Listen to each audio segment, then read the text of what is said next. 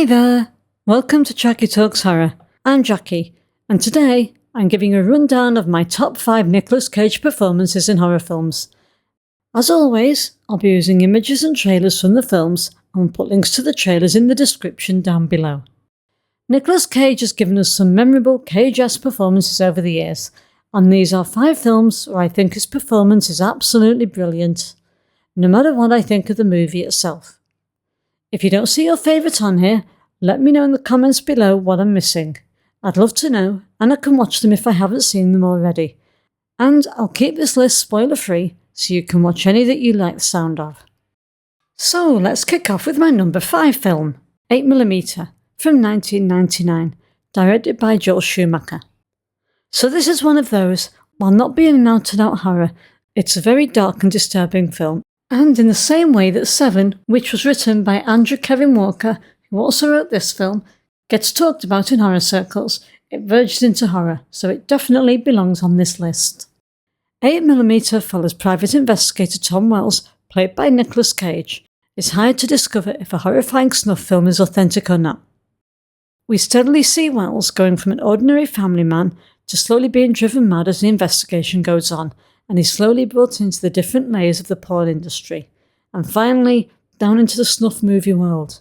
He's only full-on Cage in a few scenes, which are made more authentic by us getting glimpses of his home life and his family, and what's driving him mad is the thought that what if it was his child, and he becomes obsessed with his mission to find out if it's real or staged.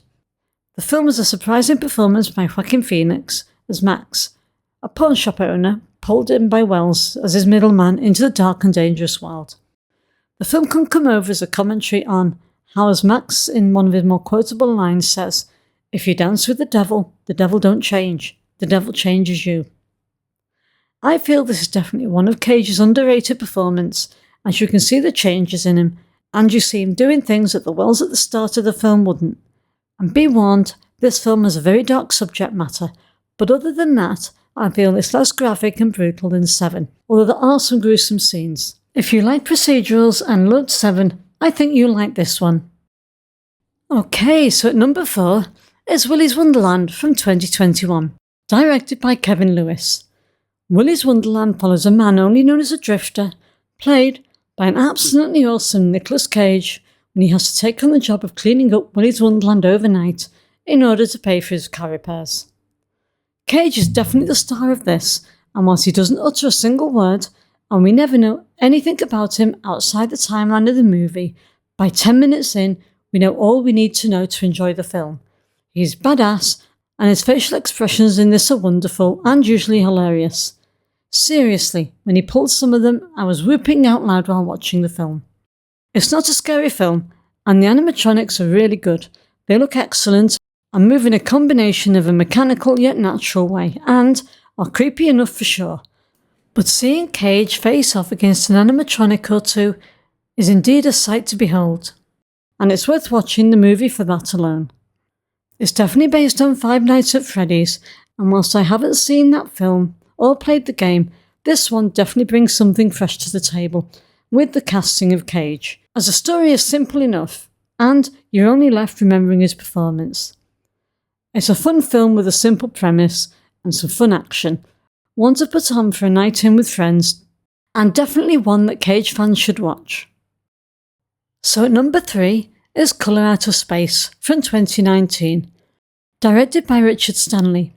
A seriously beautiful and trippy film, and that's not surprising, as it's based on the Lovecraft short story The Colour Out of Space.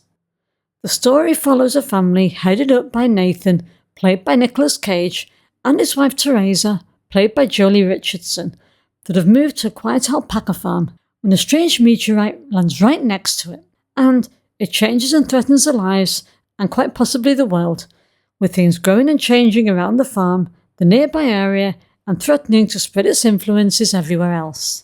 Cage and alpacas are an odd but intriguing hook for sure, and this is another Nicolas Cage going full-on Cage crazy performance, and it absolutely seems like he brought the right version of himself with him when filming this, as he seems to fit right in with the crazy visuals, and Cage does shine when playing characters that are under the influence of one thing or another and are out of their mind.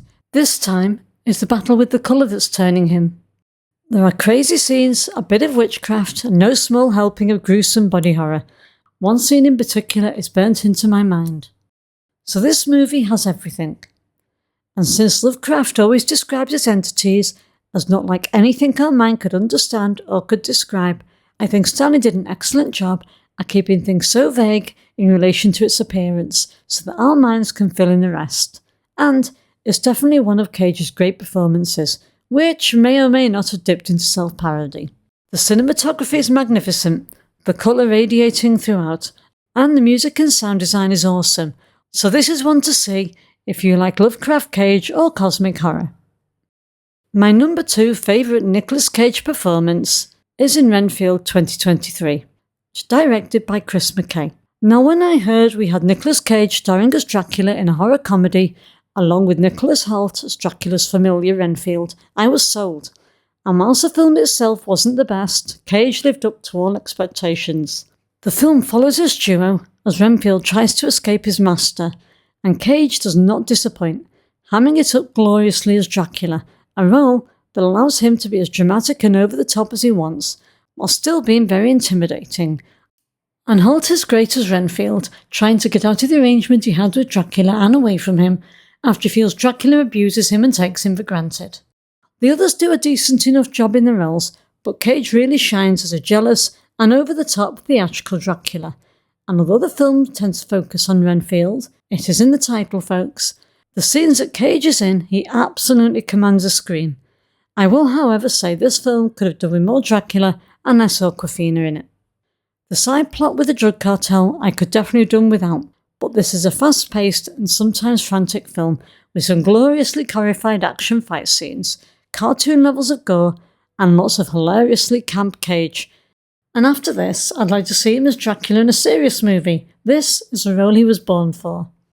This is definitely one if you're into slasher comedies and over-the-top action scenes. It's one to watch with a bunch of friends and just enjoy the ride. So, my number 1 Nicolas Cage performance in a horror film is in Mandy from 2018, directed by Panos Cosmatos, who also co-wrote the screenplay. It's most simply described as a revenge story, but that sells it short, as it's so much more than that. It's full of trippy visuals, where they make good use of colour trails and people's movement to put you in the person's headspace, and it's got an absolutely metal soundtrack.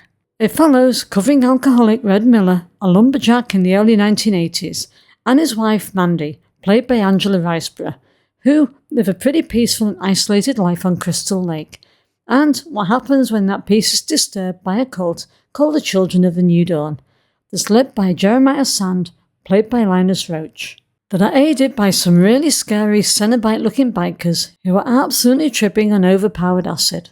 There's some odd dialogue between Mandy and Red, but the minimal but memorable dialogue is not what you're here for, and it's the least bonkers thing about this film once it gets going, with Cage's excellent acting, including an outstanding bathroom scene, which is peak Cage for me, and even a hallucinogen-fueled chainsaw fight with some really long chainsaws, and that isn't even the most unreal part of this film.